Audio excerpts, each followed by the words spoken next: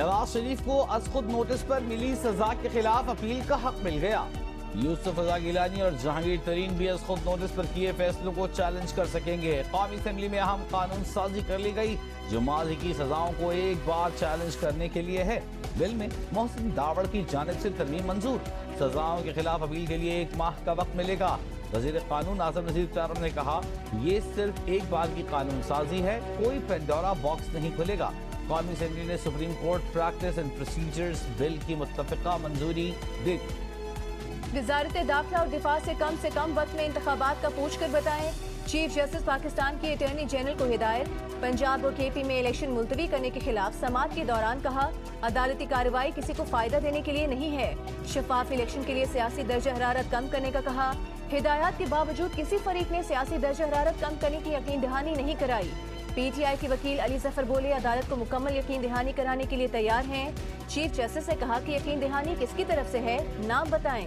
علی ظفر نے کہا کہ چیئرمین پی ٹی آئی کی جانب سے تحریری یقین دہانی کرائیں گے۔ چیف جسٹس نے سوال کیا حکومت کی جانب سے کون یقین دہانی کروائے گا، یہ بتائیں۔ کوئی سینئر عہدیدار یقین دہانی کرائے تو مناسب ہوگا۔ پنجاب اور کے پی الیکشن کا فیصلہ 1 مارچ کو ہوا ہی نہیں تو صدر نے تاریخ کیسے دے دی؟ الیکشن کمیشن نے شیڈیول کیسے دے دیا؟ جسٹس جمال مندوخیل کے اہم ریمارکس، کہا 4 ججز نے 1 مارچ کو از خود نوٹس مسترد کیا، درخواستیں مسترد کر دیں، وہی 4 ججز کا فیصلہ آرڈر آف دا کورٹ ہوتا، منگوا لیں عدالت کا ریکارڈ۔ چیف جسٹس نے آرڈر آف دا کورٹ جاری ہی نہیں کیا، صرف مختصر حکم لکھا کہ اختلافی نوٹ ہے۔ اختلافی نوٹ میں تو صاف لکھا تھا کہ جسٹس یاہیا آفریدی اور جسٹس اطہر من اللہ کے فیصلے سے متفق ہیں۔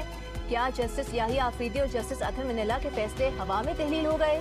کل اٹارنی جنرل نے 1 مارچ کے فیصلے کو طے کرنے کا معاملہ اٹھایا تو جسٹس مندوخیل نے کہا تھا کہ یہ سپریم کورٹ کا اندرونی معاملہ ہے۔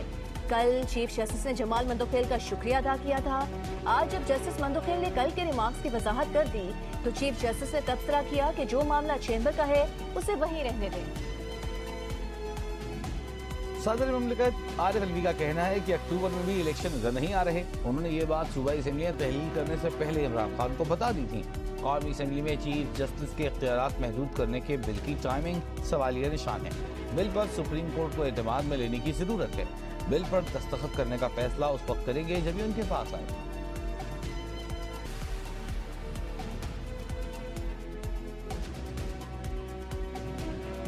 کھڈیا والوں نے مینار پاکستان پر جلسہ کرنے والے کو کھڈے میں پھینک دیا۔ مریم نواز کا قصور میں جلسے سے خطاب، کہا 6 سال تک گدھے پر لکیریں بنا کر اسے زیبرا بنانے کی سرتوڑ کوشش کی گئی لیکن سہولت کاروں کے جانے سے لکیریں مٹ گئیں۔ 6 مہینوں میں تو چھتوں کے لینٹر کھل جاتے ہیں لیکن اس کا پلسٹر نہیں کھلا۔ ضمانت پارک کے اندر دہشت گرد چھپا کر رکھے ہوئے تھے۔ ضمانت پارک تو دہشت گردوں کی پناہ گاہ ہے۔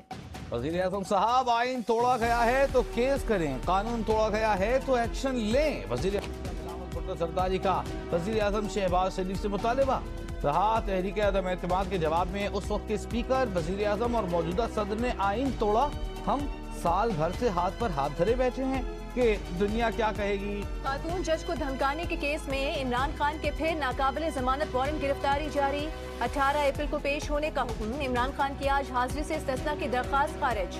عدالتی فیصلے کے مطابق کیس 12 بار ملتوی ہوا لیکن عمران خان ایک بار بھی پیش نہ ہوئے۔